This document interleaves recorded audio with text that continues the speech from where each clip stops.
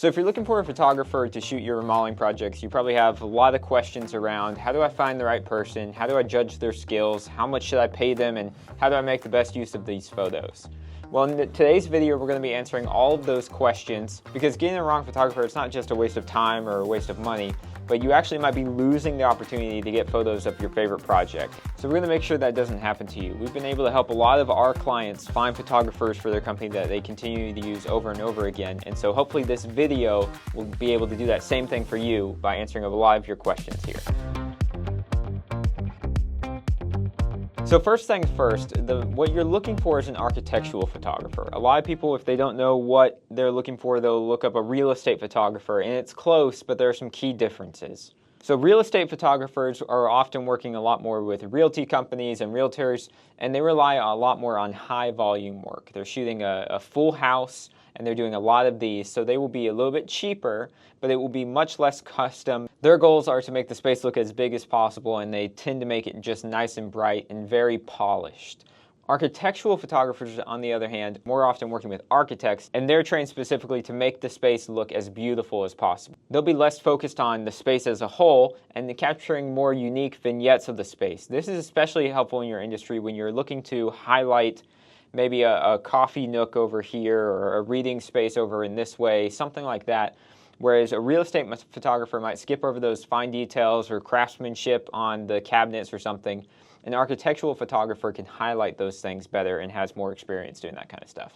Now, real estate photographers are in general cheaper. So when you go through and you look at these, you might be tempted to go with a real estate photographer. And you could. But if you're like a lot of our clients who are always trying to chase higher end clientele and continue to kind of raise that bar of luxury for their work step by step by step, one of the best ways you can do that is through photos of your work. Generally, you want to be looking more like your photos could be found in an Architectural Digest magazine than on a Zillow ad. So once you start searching for architectural photographers in your area, some people, if you're in a rural area, maybe you won't have as big of a selection of these, and in that case, you could go with real estate, but I would still judge them by the same criteria. I'll help you pick apart these photos to show what the differences are with some of these photographers and key things to be looking out for. So here's an architectural photographer that's here in Charlotte where our company is. And the first thing I'm going to do is I'm going to go to figure out, and here it's called work, but I want to see a gallery of their work. Anybody worth their salt at this point is going to have a large selection of photos for you to look at. So shots like these over here on the right is the kind of thing that separates an architectural photographer from a real estate photographer.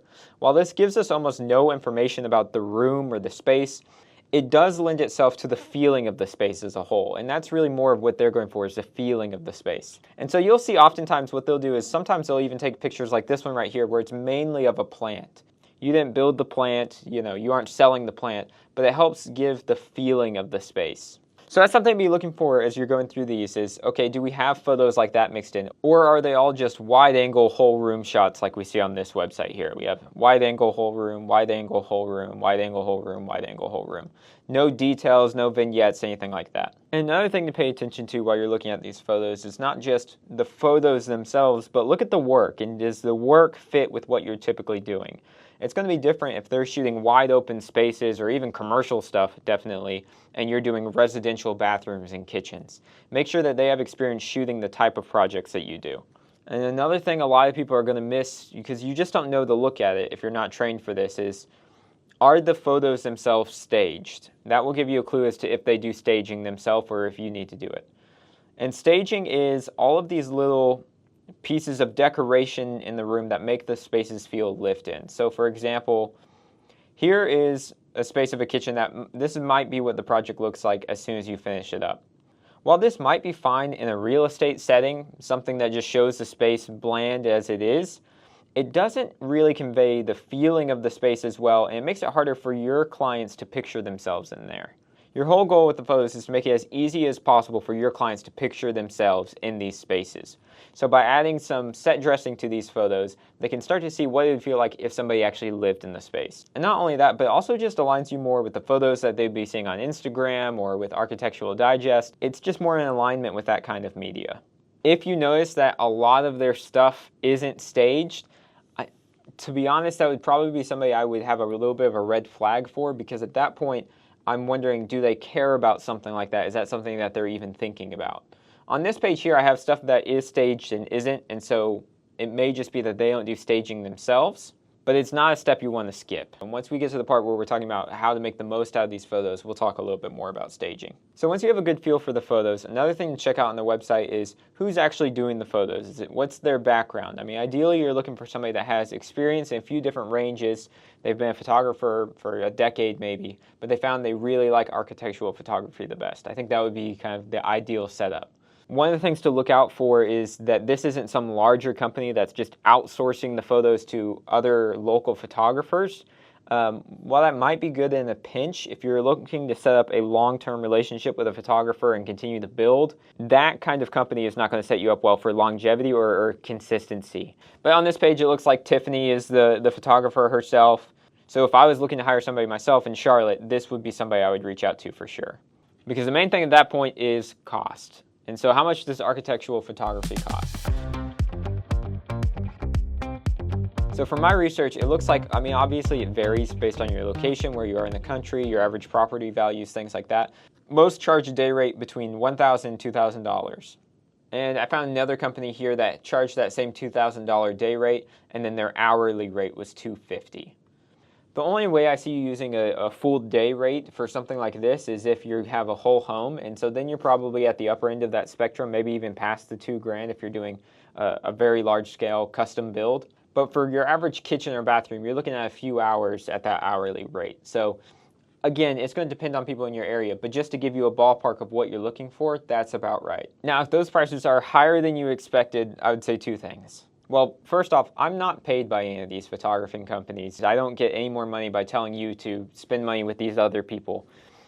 But I have seen the people of the higher end remodeling companies never regret spending more on a photographer. Everything that they do, everything they touch looks better with high-end photos. Their social media looks better, their website looks better, they're able to land more jobs, which then the jobs get to look nicer. So lastly, what are some things you can do both with the preparation and utilization of the photos to make the most out of this investment? The first thing is obviously having a clean and staged space. One of the things to ask your photographer is, do they stage the space themselves? And if they don't, that's all right. We've worked with a lot of remodelers who they just have their design team build up a stock of props that they can go and arrange in the areas before the photographer ever comes. If for some reason you aren't able to stage it beforehand, or you don't have a design team, you don't feel comfortable doing that, you can also look at virtual staging of the spaces themselves. I have a video on that will be linked at the end of this. And that can work. I think my main concern with going that route is that at a certain point you start to bring in the authenticity of your photos themselves. When you're adding in virtual elements, people, as soon as they get kind of a bug, especially the way people are with AI right now, as soon as they start to see something that's a little off, they'll start to question the whole thing. The next thing is talking to your photographer about timing of the space. So like actually what time of day you're shooting. Even if you're in an interior location, the way that the light comes in through the windows can make a big difference on the space. So you can very simply just ask your photographer, what information do you need from me in order to have the best lighting for this area? I know some people will send over like their job site photos like that they've just taken with their phone so that the photographer can prep and have some idea of what space they're coming into. That kind of stuff will make sure that you have the best natural lighting for the space. They don't have to bring in tons of lights and everything, but you can show off the space in this most beautiful time of day. Next thing is giving your photographer shot lists. So this is especially true if you have a real estate photographer. If you have somebody that's an architectural photographer, they won't need as much prompting. But the idea being, if there are things that were very specific to the homeowner, like earlier we're talking about like a coffee bar or a reading nook or something like that. Think about little things that like they wanted to add on or upsells that you could offer people in the future. Highlighting those specific things can be helpful, not just for this project, but then on your website when you're showing other prospects upsells, you can have nice close-up photos of that. Attached in the description of this video will be the shot list that we use. It's kind of generic, so you have to go through and add ones that you specifically want, but it's a good starting point if you don't have anything to build off of. And lastly, utilization of the photos. I mean, the main thing is don't put these in a drive somewhere and put them everywhere and anywhere you can. Have them on your social media posts, do direct mailers with them, and throw them on your website. Now, the one thing I'll say is a lot of people do this and they just put it on their gallery page. While that is better than nothing, you're not getting the most use out of your photos that way, which is why in this video I go over a featured project page, which is a page we found to be most effective for displaying your work and selling to prospects. So check that video out if you haven't already, and if you have any other questions, let me know down in the comments. I'd be happy to answer. Awesome. See you guys.